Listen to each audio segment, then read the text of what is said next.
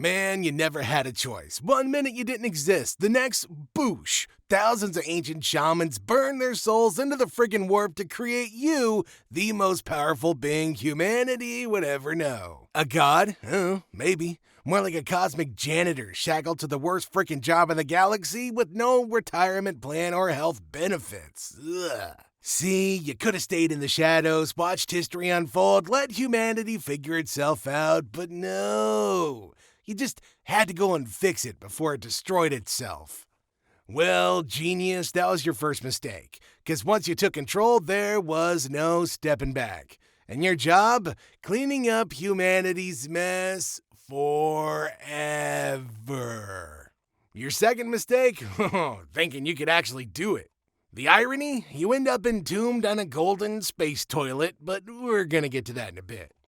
You could have walked away, maybe found a quiet planet, cracked open a bottle of warp-resistant wine, and watched the stars spin for like ever, without a single bureaucrat, Primarch tantrum, or Daemon invasion to ruin the view. But no, you just had to go and play Space Dad. So how'd you land the worst gig in galactic history in the first place? Well, in true Warhammer 40K fashion, your origins are wrapped in mystery, half-truths, and so many rewrites that even the galaxy's most cunning sorcerer would struggle to keep up.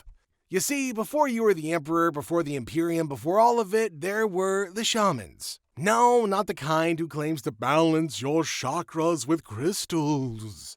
Nah, these were the OG human psychers, ancient mystics, warriors, and prophets who could sense the warp closing in on humanity like a raging storm ready to break. Ugh, it's like me a day after Taco Bell. But hey, you want to know what they saw? A nightmare future where demons would break through reality like an uninvited butt plug, crashing through your back door and refusing to leave. And humanity, totally screwed. So they hatched a desperate plan. Instead of running for the hills like some people, they did what any respectable psychic cult would do. They sacrificed themselves. Yeah, baby, thousands of the most powerful psychers who'd ever live merged their souls together in the warp, hoping to create somebody stronger, somebody that could keep the demon hordes at bay, unite mankind, and maybe, just maybe, prevent the galaxy from turning into an all-you-can-eat buffet for chaos. And that someone was you. So, no pressure. This is important to know because everything that comes next, the Great Crusade, the Imperium, even the nightmare that is the 41st millennium, stems from this one unavoidable truth. You were built for this, boo.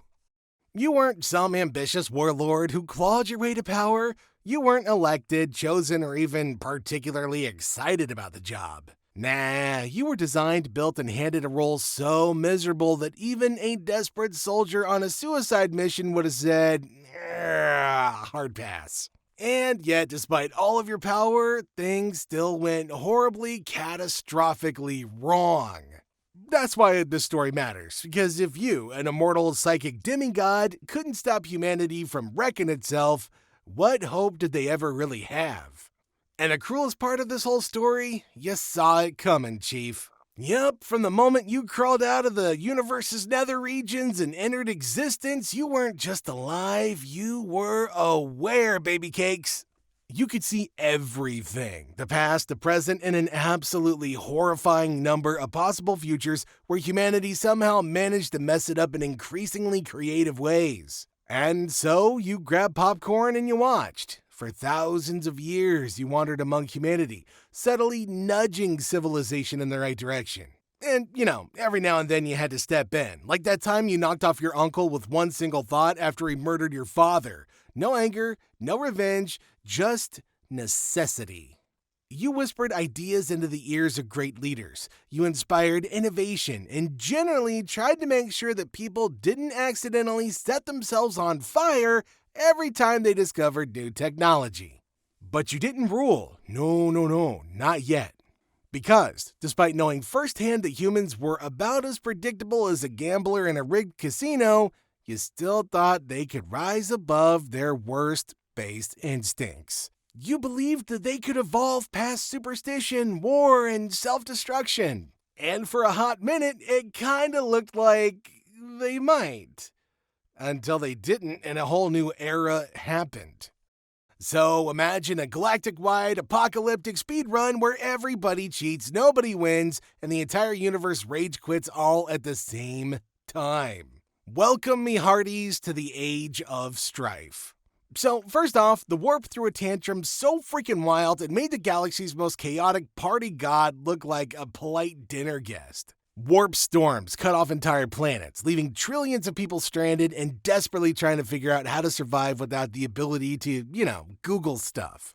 Next, mutants and rogue psychers started running amok. People getting possessed left and right, cities being eaten by demons, and entire civilizations realizing that maybe, just maybe, sticking their heads in the sand wasn't a really good survival strategy.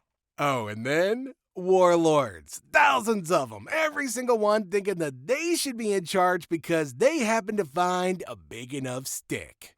Yeah, it was a mess. A galaxy-wide dumpster fire of stupidity, barbarism, and chaotic horror. So naturally you thought, I helped them all survive 2020, so maybe I should help these idiots before they wipe themselves out. Oh, buddy, you really stepped in it now. So you're the emperor of mankind. At first it seemed like a solid plan. Humanity was in shambles, isolated planets, forgotten technology, and entire civilizations worshipping broken toasters as divine relics. So, you sighed, you cracked your knuckles, and you got to work. First things first, you unified Terra through brute freaking force. Then you built the Thunder Warriors, your first batch of genetically engineered super soldiers. They were brutal, unstable, and utterly terrifying, and with them, you crushed all opposition. It wasn't pretty, but you know what? Progress never is, Buttercup. But then, like the latest Apple software update, the Thunder Warriors started glitching out, dying too fast, going crazy, or outright rebelling against you. So, just as any responsible creator and space dad would, you purged them. Enter Plan B, the Primarch Project. 20 genetically engineered demigod sons built from your own DNA. These weren't just soldiers, they were leaders, commanders, your legacy. You could finally delegate, step back, play space golf, and just let them handle things. But Chaos, as always, had some other plans. So before you could even introduce them to the world, the warp snatched them up and flung them across the galaxy like a really bad game of hide and seek. But still, after centuries of galactic lost and found, you managed to round them all up, yes you did. Only problem, every single one of them had baggage. Daddy issues, war crimes, and enough trauma to hold an Imperial therapist conference for a decade. But hey, what could go wrong? You gave them armies, you set them loose, and you launched the Great Crusade. And hey, finally, things were looking good. The Imperium was rising. The stars trembled at your name. Xenos were getting crushed left and right. And then Horus happened. The Horus Heresy, when everything sucked. Horus, oh Horus, oh Horus. Horus is love, Horus is life, your best son, your golden child, so naturally you made him War Master, your second in command. The one who would lead the final charge of the Great Crusade while you worked on the Webway Project. Your one real shot at ensuring humanity never had to rely on the warp again. And what did that no-good cretin Horus go and do?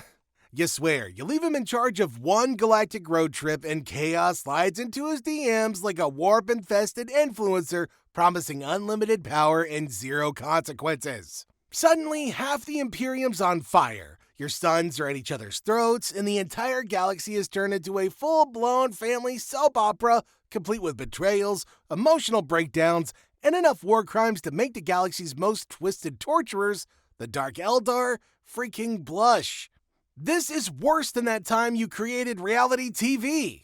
And meanwhile, you were stuck under the Imperial Palace trying to fix the Wi-Fi while the kids upstairs literally burned the house down.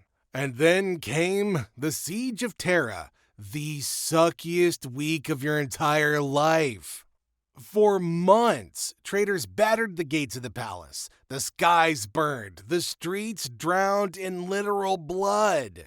Meanwhile, your most trusted advisor pulled the ultimate kamikaze move. Oh, Malkador the Sigillite, not a Primarch, not a warrior, not a demigod, just an old man. But that old man, he was the last competent person in the Imperium, the only guy who actually understood how things worked while everybody else was too busy either worshipping you or trying to kill your butt. And while Horus was breaking down the gates with demons flooding the webway, Malkador stepped up to make the ultimate sacrifice. I know what you're thinking. Why does this matter? Well, that's because the Golden Throne wasn't meant to be life support. It was humanity's golden ticket out of warp dependence. A high-stakes, psychic-powered gateway to the future. And the only one strong enough to run it? Well, naturally, it had to be you. But during the final hours of the siege, you had one last battle to fight. So Malkador sat on the throne in your place while you teleported off to have the worst father-son reunion in history. You guys remember Vince and Sean McMahon from the 90s? It was even worse than that. Now, if you've made it to Horus's flagship, you're not having a good week at all. This had become a thing of chaos, alive, twisted, corrupted beyond recognition. I mentioned Taco Bell already, right? The air itself felt thick and wrong, humming with the whispers of demons. The walls bled ichor, pulsing as if they were part of some vast living nightmare.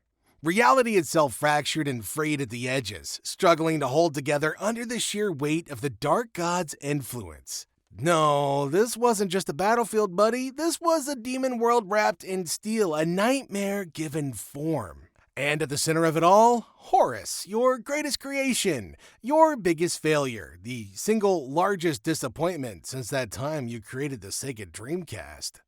And so, in the greatest battle of your life, you fought. The ship shook, reality bent, the galaxy itself seemed to shudder.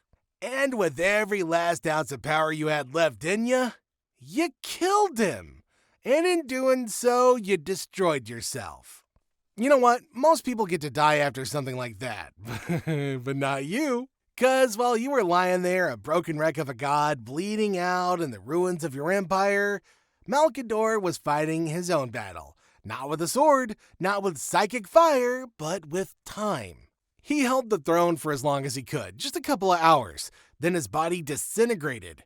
And by the time they dragged what was left of you back, shattered, dying, barely holding on to life, it was already way too late. He was gone, and you were the only one who could take his place. Malkador, the Emperor's only advisor.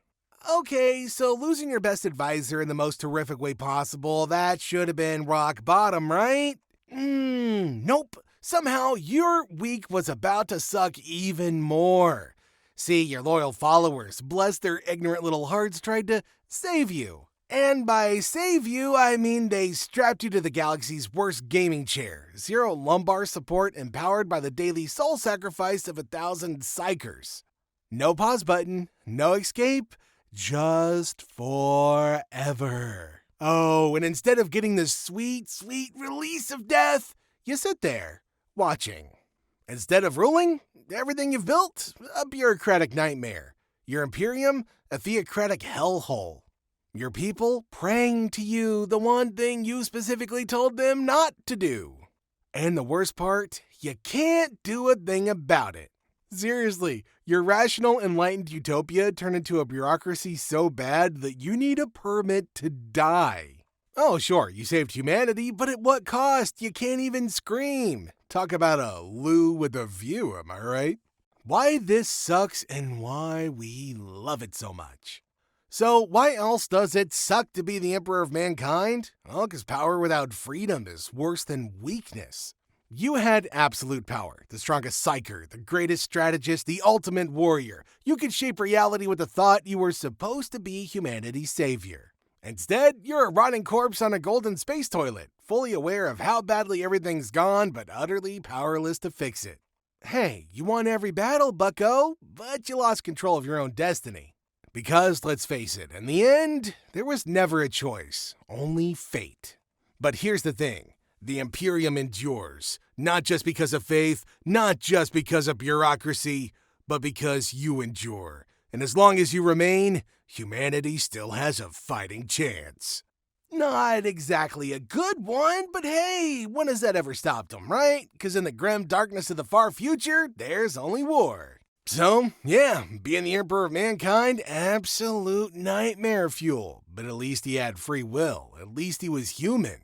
You know who had it even worse? Imagine waking up to find out your entire race got scammed into trading their souls for immortality, only to become mindless metal husks serving a mad god. So, click on the video above to dive into why it sucks to be born a Necron. And trust me, it's even worse than being stuck on a golden toilet.